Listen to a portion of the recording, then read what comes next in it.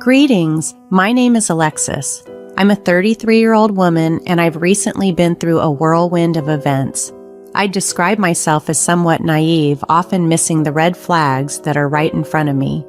This trait played a big role in the story I'm about to share with you. Thankfully, I have incredible people in my life who stand by me when I can't defend myself.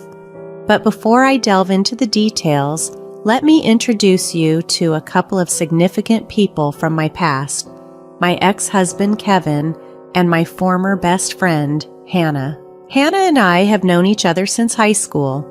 I was the quintessential introverted nerd, and Hannah was the standout beauty of our school, seemingly uncomfortable with the attention she attracted, though I suspect she enjoyed it more than she let on. For some reason, she took a liking to me, and we started spending a lot of time together after school. Our friendship grew stronger, and even though we attended different colleges, we stayed connected and visited each other regularly.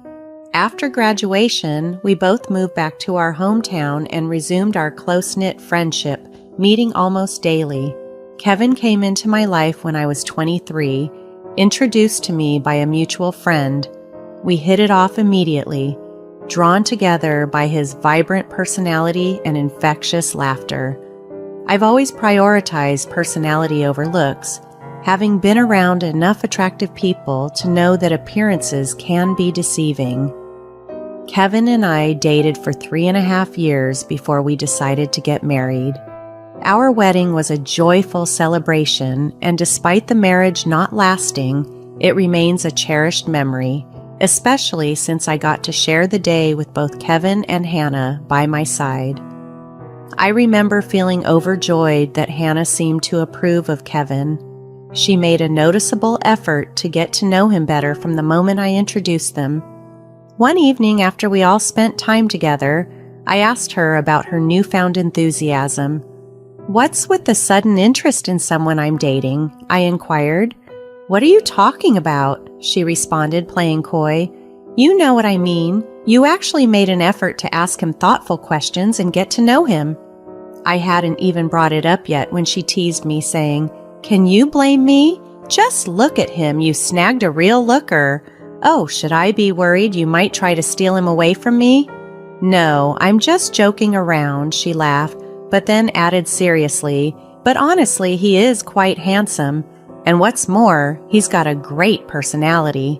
You know, to be honest, it's not even his looks that draw me in. It's his personality," I confessed. "He's just so charming and easy to be around. For me, his looks are just a bonus." "Wow, that must be why he's so into you. If I were in your shoes, his personality wouldn't even matter," she joked. At the time, I didn't think much of it. I was just happy that she approved of my new relationship. As time went on, Hannah's friendship with Kevin only seemed to grow stronger. They got along wonderfully, which always filled my heart with joy. I loved seeing them get along, especially since Hannah hadn't really liked anyone I dated before. Kevin, Hannah, and I would often hang out together, and after Kevin and I moved in together 3 years into our relationship, Hannah was frequently at our house. It never bothered me. Kevin appeared to enjoy her company, so I never made an issue of it. There were times I'd come home from a long day at work to find Hannah and Kevin relaxing together on our couch, watching a show. They were quite physically affectionate with each other, but again, I didn't see it as a problem. I'm a very affectionate person myself and always appreciated having friends who were the same. I'm sharing all this to express just how blindsided I was by what I eventually discovered. This was about 6 months after Kevin and I had gotten married. It was a typical day. I came home late from work due to a major project. Seeing Hannah's car in the parking lot, I felt glad she was there. Because I knew Hannah often made up for her frequent visits by cooking for us, and I was particularly hungry that day, I was looking forward to a warm meal.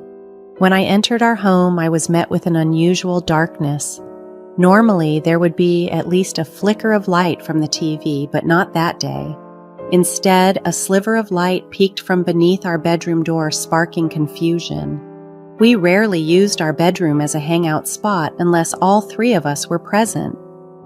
Despite my confusion, my trust in them was so deep that it didn't even cross my mind that they could be betraying me. Expecting perhaps that they had dozed off while waiting for me, I gently opened the bedroom door. What I saw stopped me cold. There they were, not just asleep, but in an intimate moment. I stood frozen, unable to process the scene before me.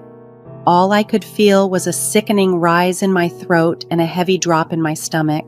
I can't recall how I managed to close the door or how long I sat in the living room numb to my core. Reality only hit when Hannah, stepping out of the bedroom, exclaimed in surprise at seeing me, "Oh, you're back, Alexis. Tough day at work?" "Yeah, what were you guys doing in there?" I asked, trying to keep my voice steady. "Oh, nothing much, just took a nap," she replied casually. "How long have you been back?" she asked, trying to change the subject. "Don't worry about that. I saw you both in the bedroom," I said, my voice breaking. "Listen, Alexis, it's not what you think. It's not like your best friend and husband are betraying you," she stammered, but her words were hollow. "I'm sorry, it just happened. You're always at work, and I guess Kevin and I just got lonely," Hannah tried to explain. "Yeah, and I mean, we're super grateful for all that you do, especially since you're the main earner here, but maybe we got a little too lonely," Kevin added. Hearing them try to justify their actions only worsened the sting of betrayal. "I can't deal with this right now," I said, barely able to hold back my emotions. Listening to their apologies felt like salt in an open wound. They were sorry, but the damage was done. Despite their attempts to apologize, their tone lacked any real remorse, and their expressions revealed nothing but convenience. It seemed their kindness was fueled by my financial support, a painful realization that made staying there any longer unbearable. The thought of breaking down in front of them was not an option. I couldn't let them see just how deeply they had hurt me. In a bid to escape the suffocating atmosphere, I got into my car and drove aimlessly, eventually stopping to grab some food. My appetite had vanished, but I felt a hollow emptiness that I hoped to fill with something, anything. I ate until I was uncomfortably full, then drove to my mother's house 3 hours away. Arriving close to midnight, I found solace in her surprised but welcoming presence. She could sense something was wrong as she made us warm cocoa, her gentle care a stark contrast to the cold betrayal I had just experienced. We sat in silence, the kind that only a mother and daughter can share before she finally spoke. "I don't hate that you're here, but clearly something's very wrong. Take your time, darling. If you want to talk about it, I'm here," she offered softly. "Yes, I need to talk about it.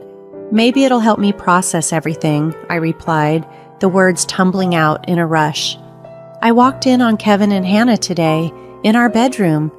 Her face fell, mirroring the shock I felt. "Oh, sweetie, I'm so sorry. Did you come here right after finding out?" I didn't talk to them. I told them I knew and walked out before I had to listen to any more of their excuses. I explained, my voice tinged with bitterness. "That's probably for the best." "They didn't seem genuinely sorry, did they?" she asked, already knowing the answer. It explains why Hannah was so overly friendly with Kevin. I knew she found him attractive, and I know she's attractive herself, but I never expected them to act on it, I confessed, the betrayal still fresh. "I understand, sweetheart. It's a tough situation, but how you handle this will truly set you apart from them. They've shown their true colors. What you do next is important. Is it bad that I just walked away?" I asked, seeking her wise counsel in navigating the heartbreak.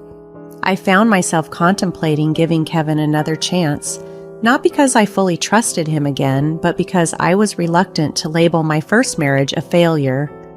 "Look, I'm not fond of that reasoning, but as your mother, I must support you in whatever decision you make. Do what you feel is right," my mom advised gently, even though she didn't agree with my logic. "Thanks, Mom," I replied, knowing deep down my rationale was flawed. Why was I considering reconciling with Kevin but not Hannah? After all, both were equally involved in the affair. It wasn't as if one was more culpable than the other. At that moment, I suppose I clung to the hope that Kevin still loved me. Yet, in my heart, I knew forgiveness was unlikely. Maybe therapy could help us, I thought. As for Hannah, she had been my best friend since high school. I knew her flaws well, and despite them, I had always stood by her, until now. Her betrayal was a line crossed. Her blatant attraction to Kevin, which I had previously dismissed, now seemed like a glaring warning I had ignored. Our friendship, rich in history, couldn't withstand this. I spent the next 4 days at my mom's house, avoiding calls and texts from Kevin and Hannah. It seemed Hannah had spoken to our mutual friends as they too began reaching out. I took a week off work to ensure no professional obligations would force me back into immediate contact with them. When I finally felt ready to return home, my mom wished me luck. After a heartfelt goodbye, I drove back, deliberately slow, dreading the confrontation that awaited.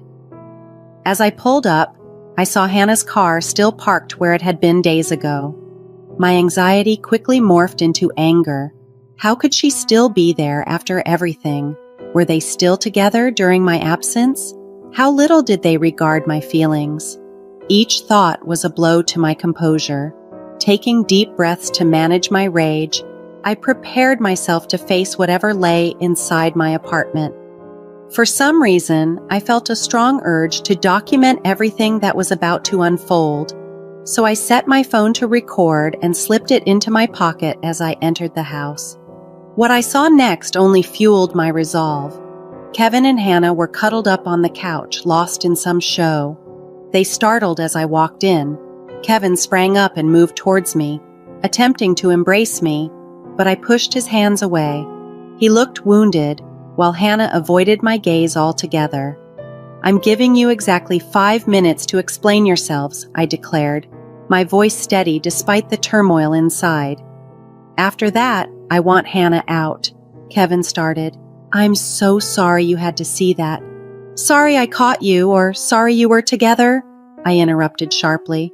"So what are you sorry for, really? That you got caught?" Hannah finally spoke up. "I'm sorry, Alexis, but Kevin and I are in love. We're not sorry for being together." "So what are you sorry for then? You've had eyes for him since day one. I should have seen it coming, but I trusted you," I shot back. Kevin chimed in. "I've had feelings for her from the start too. Then why stay with me? You should have just spared me this pain and been together from the start." "We didn't want to lose you," Kevin tried to explain. "And you thought having an affair behind my back wouldn't make you lose me. Do you hear how that sounds?" I was incredulous.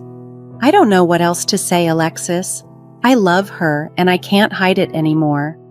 "I've been meaning to talk to you about a divorce," Kevin admitted, his voice faltering. "A divorce? We've only been married 6 months. How long has this been going on?" "We've been together for about a year. I've wanted a divorce almost since we got married. I just felt bad about marrying you and then leaving," Kevin confessed. "So, you never intended to work things out with us?" I asked, the reality sinking in. Hannah added another shock. "I'm pregnant, Alexis. Am I supposed to be happy for you?" "We dreamed of raising kids, but that was before you betrayed me," I snapped, feeling a cold finality setting in. "Don't be like that, Alexis. We wanted to wait for you to come back to tell you that we're getting married next month," Hannah said, almost pleadingly. "Before you say anything, all our stuff is packed," Kevin added, indicating a pile of boxes. This was the ultimate betrayal, not just of a marriage, but of a friendship I thought would last a lifetime. Kevin's next words hung heavily in the air. "We'll be out of your place soon. Alexis, I still think of you as my best friend. Please, consider coming to the wedding if you can." The irony of his request only fueled my anger. "Go to hell, both of you," I blurted out, surprised by the harshness of my voice. But they had pushed me to my breaking point. Each sentence they uttered felt like another blow, undermining the years we had shared. They had deceived me for over a year. rendering all my efforts to salvage our relationship meaningless. Hannah's audacity to still consider me a friend and even invite me to her wedding was beyond infuriating. At that moment, all I wanted was to lash out at something, anything. I watched them cling to each other, a bitter reminder of their betrayal. If only Kevin had been honest earlier, I could have stepped aside graciously. Why drag me through such pain? Overwhelmed, I retreated to the bedroom and locked myself in. The exhaustion from the drive and the draining confrontation left me too tired to even cry. I collapsed into a restless sleep. When I awoke the next morning, the apartment was eerily quiet. Walking out of the bedroom, I found it empty except for my things. The stark emptiness was a harsh finality to what had been my life with them. Gratefully, my landlord showed compassion, allowing me to break my lease without issue. I decided it was best to move back in with my mom. It felt like a step back, but I needed the emotional support now more than ever. The two people I had trusted most had betrayed me deeply. As I settled back into my old room, the familiarity of my childhood home brought a small comfort. I sought therapy and immersed myself in my work, trying to mend the pieces of my broken heart. As the days turned into years, the sharpness of the pain dulled. I focused on my career, and my efforts paid off with a significant promotion at work. This achievement marked a new chapter in my life, one where I finally began to heal and rebuild away from the shadows of betrayal. As time passed, I had grown professionally and was financially better off than before, but interactions with mutual friends occasionally reopened old wounds. Despite this, my mom had been an incredible support system, insisting I live with her, which I did. Then, one unexpected day, I received a call from Kevin's mom, Judy. I was both confused and concerned about why she would call me.